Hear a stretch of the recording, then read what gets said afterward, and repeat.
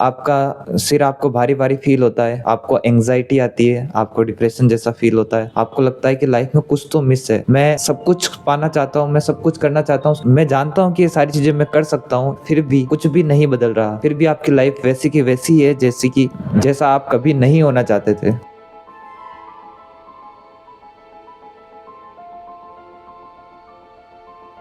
और इसी तरीके से हम सोचते चले जाते हैं जिसकी वजह से एंग्जाइटी, डिप्रेशन, नींद ना आना, पूरा दिन सिर भारी लगना, इस तरीके की चीज़ें होने लगती है। और ये चीज़ मैंने देखी है कि जितने भी लोग अपना यूट्यूब चैनल चालू करते हैं, वो सब लोग सबसे पहले यही वीडियो एक अपलोड करते हैं जिसके अंदर वो इस बारे में बात करते होते हैं कि किस तरीके से वो कितना ज़्यादा ओवरथिंक करते हैं यूट्यूब पे वीडियो अपलोड करने से पहले। इसकी वजह से वो कभी अपलोड ही नहीं कर पाए। ये हम सबकी एक कॉमन प्रॉब्लम बन चुकी है कि हम किसी भी काम को करने से पहले ओवरथिंक बहुत ज़्यादा करते हैं और हमारी एक्सपेक्टेशन बहुत ही ज़्यादा हाई होती है और वो एक्सपेक्टेशन बिल्कुल भी प्रैक्टिकल नहीं होती। अगर आप भी इन सारी प्रॉब्लम से डील कर रहे हो तो ये वीडियो आपके लिए है। इस वीडियो को बिल्कुल भी स्किप मत करना क्योंकि ये ओवरथिंकिंग के ऊपर आपकी आखिरी वीडियो होने वाली है। इसके बाद आपको कोई भी और वीडियो देखने की जरूरत नहीं पड़ेगी। तो सबसे पहले जान लेते हैं कि हमें ओवरथिंकिंग होती क्यों है।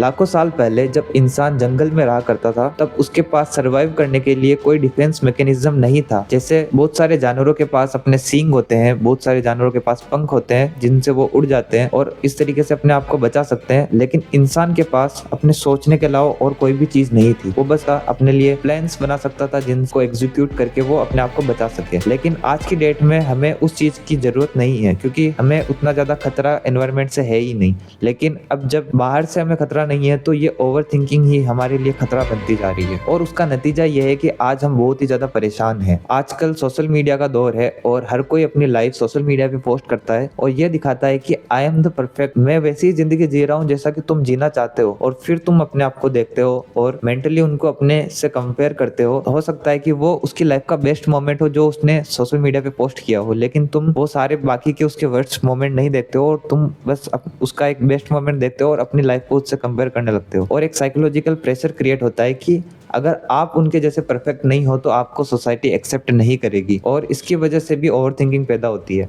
हम में से सबकी लाइफ में बुरे एक्सपीरियंसेस हुए हैं और हम चाहते हैं कि वो बुरे एक्सपीरियंसेस ना हो। ये जो चाहत है ये भी एक ओवरथिंकिंग की वजह है क्योंकि हम अपने पुराने बुरे एक्सपीरियंसेस को एनालिसिस करते हैं, उसमें से कुछ भी एक ऐसा डेटा निकालने की या फिर एक सॉलिड रीजन ढूंढने की कोशिश करते हैं जिसकी वजह से वो सारी चीजें हुई हो। ऐसा एक भ्रम पैदा होता है ओवरथिंकिंग से कि हम चीजों को कंट्रोल कर रहे हैं, बट एक्चुअली ओवर थिंकिंग हमें कंट्रोल करने लग रही है। बहुत बार ऐसा होता है कि हमें पता नहीं होता है कि आगे क्या होने वाला है। हमारे लाइफ में बहुत सारी अनसर्टेनिटीज होती है तो इसी वजह से भी हम बहुत बार ओवर थिंक करने लगते हैं। लेकिन जो सबसे बड़ा रीजन मुझे लगता है कि ओवर थिंकिंग का है वो ये है कि हम काम नहीं करना चाहते, हम आराम से रेस्ट करना चाहते हैं। हम नहीं चाहते कि हम जाके कुछ एक्शन ले क्योंकि एक्शन लेने में बहुत सारी झंझटें होती है, तो हमारी बॉडी रेस्ट करना चाहती है जिसकी वजह से हम कोई भी एक्शन नहीं लेते हैं और उसका नतीजा ये निकलता है कि हम बस बैठ के सोचते रहते हैं, हम कोई एक्शन नहीं ले पाते और फिर ये धीरे धीरे एक हैबिट बनती चली जाती है। और मोस्टली लोग जो ओवरथिंक करते हैं वो इसी वजह से करते हैं क्योंकि ओवरथिंक करना उनकी हैबिट बन चुकी है। तो हम बात कर लेते हैं इसके सॉल्यूशंस की कि किस तरीके से हम ओवरथिंकिंग को ख़त्म कर सकते हैं और ये सारे सॉल्यूशंस मेरे अपने एक्सपीरियंसेस से मैं बता रहा हूँ। तो सबसे पहले आपको माइंडफुलनेस की प्रैक्टिस करनी है।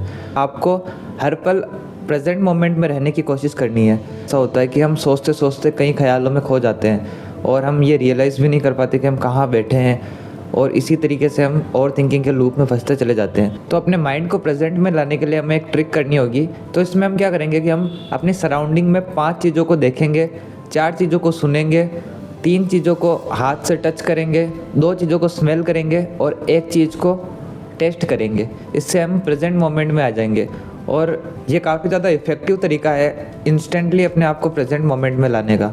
और जो सेकंड तरीका है ये इसका अल्टीमेट क्योर है कि आपको एक शेड्यूल बनाना है जिस पे आपको स्टिक रहना है। आपको टाइम बाउंडेड रहना है। अगर आप किसी चीज़ के बारे में सोच भी रहे हो जिसके बारे में सोचना आपको ज़रूरी हो तो उस वक्त भी आप टाइम बाउंडेड सोचें। आप डिसाइड करें कि मुझे 5-10 मिनट में इसके बारे में सोचना है और जो भी मैं डिसीजन लूँगा वो मेरा फाइनल डिसीजन होगा। क्योंकि आपको लगता है कि आपके पास बहुत सारा समय है इसीलिए आप सोचते चले जाते हो। लेकिन अगर आप टाइम बाउंडेड रहोगे, आपके पास फिक्स शेड्यूल होगा, आप बिज़ी रहोगे तब आप ओवर थिंकिंग ऑटोमेटिकली कम कर दोगे। And my final advice is कि आप इस चीज़ पे बिलीव करना स्टार्ट करोगे कि आप जो सोचते हो वो एकदम फालतू सोचते हो। कहीं ना कहीं आपको ये लगता है कि आप जो सोच रहे हो वो कुछ काम का सोच रहे हो, उससे कुछ आप अचीव कर लोगे। आपको अपने आप को लगातार चैलेंज करना है कि मैं ये सिर्फ इसीलिए तो नहीं सोच रहा क्योंकि मैं इस काम को करना नहीं चाहता, क्या मैं सिर्फ इसीलिए तो ओवर थिंक नहीं कर रहा क्योंकि मुझे एक्चुअली में इस काम को करने में अनकंफर्टेबल होना पड़ेगा। तो इस तरीके से आप अपने आप को चैलेंज करेंगे, अपनी तरफ देखेंगे कि आपका बिहेवियर किस तरीके से होता है जब आपके पास पेंडिंग काम पड़ा होता है। तो इस तरीके से जब आप खुद को चैलेंज करेंगे और छोटे छोटे स्टेप्स लेंगे, ये सारी जो एक्सरसाइज मैंने अभी बताई थी इन सबको फॉलो करेंगे, तो आपको पता भी नहीं चलेगा कि कब आपने ओवर थिंकिंग करना छोड़ दिया है।